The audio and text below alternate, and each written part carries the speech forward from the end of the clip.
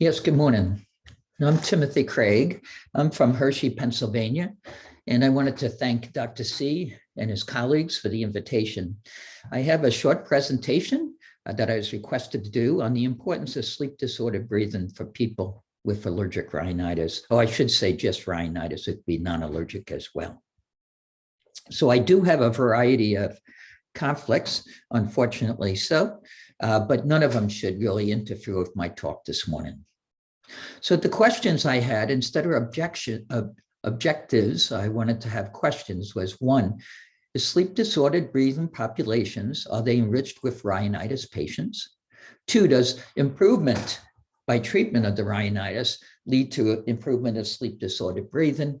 Three, can we really affect the ultimate outcomes associated with rhinitis and the sleep disturbance? And four, if you intervene very early in life, can you prevent the remodeling, cardiovascular remodeling that can be seen in sleep disordered breathing? So the really big question is, if allergic rhinitis increases sleep apnea, can correcting it reduce the risk of poor outcomes in the future as an adult, especially? So I wanted to use this as a model. So this is a young lady with rhinitis, probably allergic rhinitis. She's snoring, mouth breathing, as you can see, her lips are open. She has some significant problems with sleep during the seasons that she's allergic. And the concern is, would she end up, now grant you the next slide is a man, not a woman, but would she end up later in life like this, with obesity, with significant sleep obstruction, and with sleep disturbance, and maybe the risk of a sudden cardiac event because of her obstructive sleep apnea? And that leads us to this, right? So do allergic rhinitis people, or rhinitis in general, which is about 25% of the population in the United States, if their sleep is disturbed by fragmentation, by sleep apnea, does that lead to stress hormones such as interleukin-6, which leads to increased visceral fat? And visceral fat, we know, secretes inflammatory mediators, which would further increase visceral fat. It would also, especially IL-6, would increase the concerns with fatigue and decreased exercise, and obviously worsen the symptoms, increase in obesity more, leading to more sleep fragmentation, and also because of the weight, depression of ventilation. So is this cyclic phenomena, is it something that we need to worry about in this day and age in people with rhinitis? So question number one is, how important is rhinitis's influence on sleep? And this says allergic rhinitis, but it's all rhinitis. So what I did is I looked at meta-analysis, because obviously just looking at a single study gives you kind of a limited approach on what's really true. And hopefully the meta-analysis clarifies that, especially in allergic rhinitis and sleep apnea. There's not very good quality studies out there, unfortunately. But this is a study they did, again, a meta-analysis. They went through over 8,000 manuscripts to meet their inclusion criteria. They came out to 44. And here's what that showed. Now, they looked at children and adults separately. They looked at children with sleep-disordered breathing and obstructive sleep apnea first. And then they looked at children without rhinitis in those areas, sleep-disordered breathing and obstructive sleep apnea, compared to controls. So when they first looked at just the prevalence of allergic rhinitis and sleep-disordered breathing and obstructive sleep apnea, you can see what they showed was that there's actually, if you look at the first meta-analysis, which is children in sleep-disordered breathing, you can see that first triangle. Let me see if I can get a pointer on here. There's a pointer here. You can see that the meta-analysis shows that there's an increased risk of allergic rhinitis and sleep-disordered breathing. When they looked at that same thing, obstructive sleep apnea, much to my surprise, there was also an increase, as you can see. And when you look at the data in percentage-wise, 40% of people with a sleep-disordered breathing had allergic rhinitis.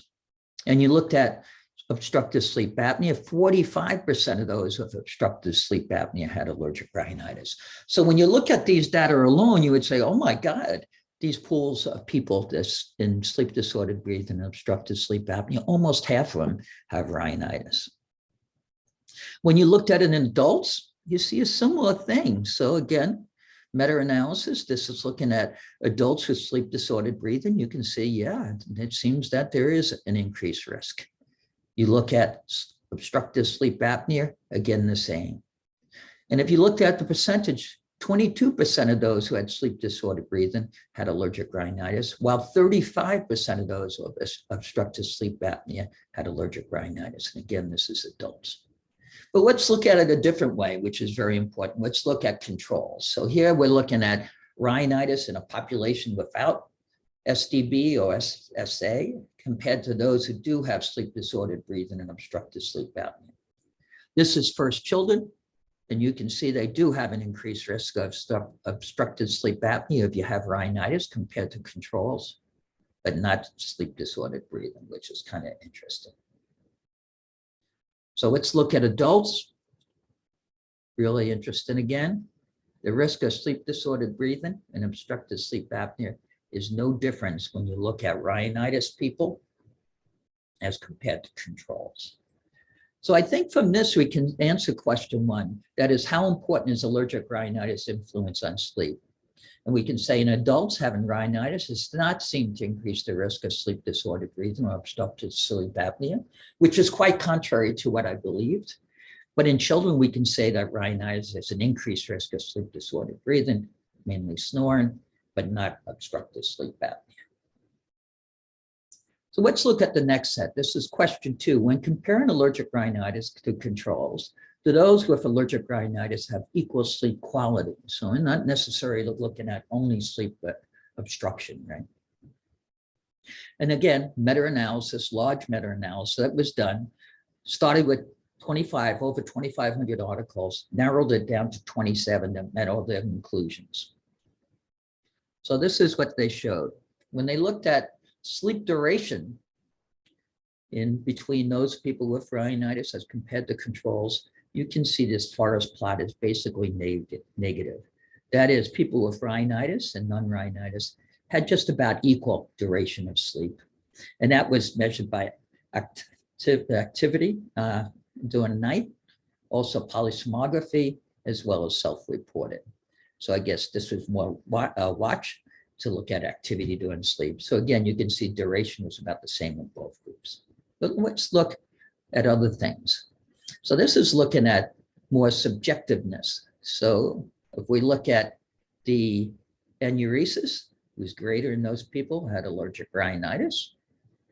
If you looked at restless sleep, was greater in those with rhinitis. By history, obstructive sleep apnea was greater. Snoring was greater. Difficulty waking up was greater. Daytime sleepiness was greater. Morning headache was greater. And the use of sleep-in medications to induce sleep was greater in those people with rhinitis compared to controls. So again, it shows sleep quality subjectively is really influenced. Well, what about if we look at apnea-hypopnea index and other more objective criteria? So we can see not much up here looking at quality of life validated questionnaires. And we'll talk about that again in another way, including the Pittsburgh as well as the Epworth, really not much different between the two. If we look at sleep efficiency, though, by polysomnography, worse than those people who had rhinitis than the controls. But if you look at the stages of sleep and the apnea-hypopnea index, not much different between the two populations. So I think question two, when you ask, when comparing allergic rhinitis to controls, do those with rhinitis have equal sleep quality? There's no doubt they don't.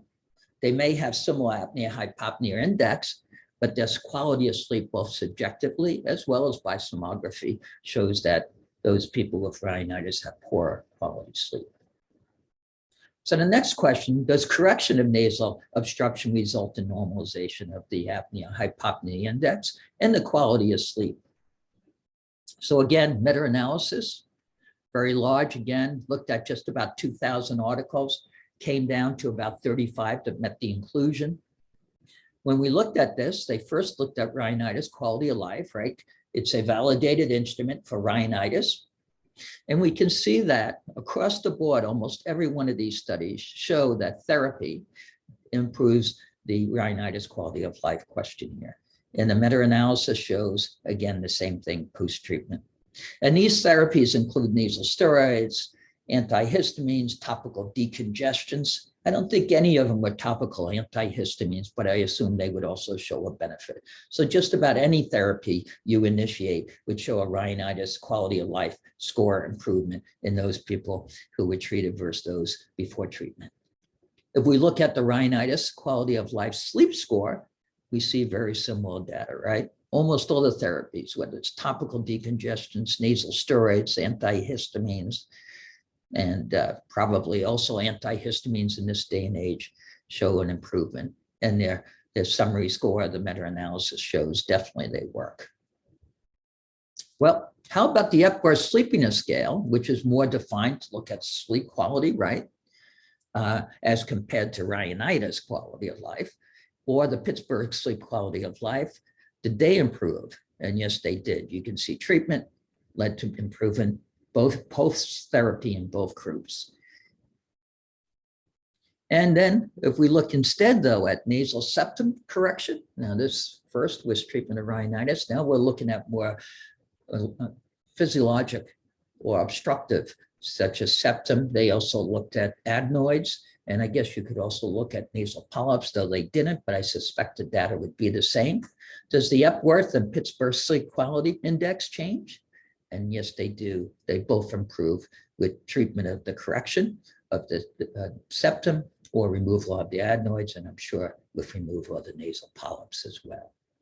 Do you actually show an improvement on the apnea-hypopnea index? And yes, you do. You definitely show post-therapy with nasal septum, adenoids, and probably nasal polyps, an improvement in the apnea-hypopnea index. So question 3, does correction of nasal obstruction result in normalization of apnea-hypopnea index? It seems to, for those who have anatomic or physiology obstruction, but not necessary for allergic rhinitis. Which brings us to the last question. Can topical nasal therapies in rhinitis improve the apnea-hypopnea index? Now, what I showed you seems not, but let's look at when you focus on this question in particular. So again, a meta-analysis, again, very large. They had over 2,000 articles, came down to meet their inclusion with 16, or actually 8 articles. Now, that's the problem, is that the quality of studies in this area are pretty poor. I know that. In fact, I've done multiple studies in this area, and they didn't pick any of mine to be included in this meta-analysis, unfortunately, but that's life. So let's look at these data. So this is looking at topical decongestions and topical topical corticosteroids. Do they improve apnea-hypopnea index, or do they affect the index? Well, according to the meta-analysis, no, it does not. So you can see these two are steroids, these two are decongestions. So it did not significantly improve the apnea-hypopnea index. Now, I would say if you select just rhinitis people and give them treatment with nasal steroids, I think that actually you can show an improvement of apnea-hypopnea index. You would not cure the obstructive sleep apnea, though. And that's the big distinction. So you can reduce the index, but not necessarily return it to normal. So this is, again, looking at topical therapies. And this, again, you can see really no difference with topical therapies in the apnea-hypopnea index. And again, here, looking at different aspects of it, you can see no difference. So this is topical decongestions in the bottom. These are mainly nasal steroids up top. So again, not a significant improvement in apnea-hypopnea index, unfortunately shown in people with rhinitis. So the conclusion from them was, based on limited evidence, and again, the quality of studies are poor in this area, topical nasal sprays did not significantly impact apnea-hypopnea index in adult patients with obstructive sleep apnea. But they may improve many things, include oxygenation, sleep disturbance, subjective quality of life in these populations with rhinitis and obstructive sleep apnea. They go on further as saying that allergic patients may have more improvement with obstructive sleep apnea measures with the use of topical nasal steroids, especially when compared to non-allergic people. And they suggest further studies are necessary. Now, if you look at some of the studies from Scotland, showed that nasal steroids were important for improving the apnea-hypopnea index. And in my studies, we also showed that, but we usually didn't return people to normal, meaning they still had the diagnosis of obstructive sleep apnea. So lastly, I wanted to do this. This is Vern Chinchilli, is a colleague of mine, one of my mentors. It's a recent meta-analysis on sudden death in those people with obstructive sleep apnea. So what they looked at, people who had obstructive sleep apnea, if you look at the quality of the paper, as you go to higher quality, you definitely show that there's increased risk in the patients. And if you look at all the data put together, you can see that the risk of sudden death is greater in those people who have sleep apnea. But let's look at a different way: mild, moderate, and severe. Well, milds really don't seem to by the meta-analysis. In the forest plot for moderate and severe, though, you can see the summary shows that there is a risk of sudden death caused by the persistence of obstructive sleep apnea throughout life. But let's look, what about kids? So if you have a child with adenoids, you have child with deviated septum, you have a person who has a child with nasal polyps, which can occur, or if you have a person with significant nasal congestion from rhinitis, does it make a difference? So this is looking at a meta-analysis, again, very large, good quality studies this time, and they looked at correction of all of them. And you can see that when they looked at cardiac remodeling, they showed that if you correct the obstruction very early in life, that there is no risk later in life of poor outcomes, such as was shown in Vern Chinchilli's study. So again, early correction of the septal deviation, the adenoids, the nasal polyps, and maybe in severe rhinitis, there may be benefits long-term for decreasing the risk of poor outcomes associated with obstructive sleep apnea. So let's go through these questions and answers. So one, in sleep disordered breathing populations, are people with allergic rhinitis more prevalent? Well, it appears so, but mainly for sleep disordered breathing and not obstructive sleep apnea, especially in children. Two, does treatment of rhinitis improve sleep disordered breathing? Yes, but not necessarily correction of the obstructive sleep apnea. An improvement possibly, and I think there's enough data to show that. Three, what are the poor outcomes of sleep disordered breathing when it's uncorrected? Well, sudden death and cardiovascular disease are the most prevalent. And four, can treatment early in life prevent the consequences? Yes, and I think that's why we have to be very aggressive in pediatric groups to correct their obstruction. I would say that's true for rhinitis as well, using topical nasal steroids to improve their congestion and hopefully improve their quality of life, and maybe consequences later on in life as well, even though the meta-analysis don't show that. So the big question is, if allergic rhinitis increases sleep apnea, can correcting it reduce the risk of poor outcomes associated with sleep apnea? And I'd say the answer is correction of nasal obstruction, including the deviated nasal septum, nasal polyps, adenoid hypertrophy, is essential to correct early in life.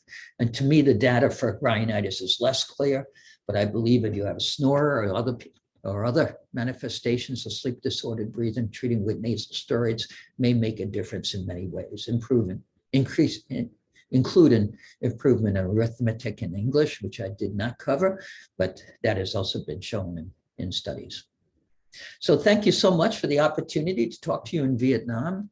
I love Vietnam. I go as much as I can. I've been very thankful to Dr. C for everything he's given to Penn State, to the medical students, and to me. And I appreciate many of my colleagues in Vietnam, and I always welcome you to visit us here. So thank you from Penn State, and have a great day.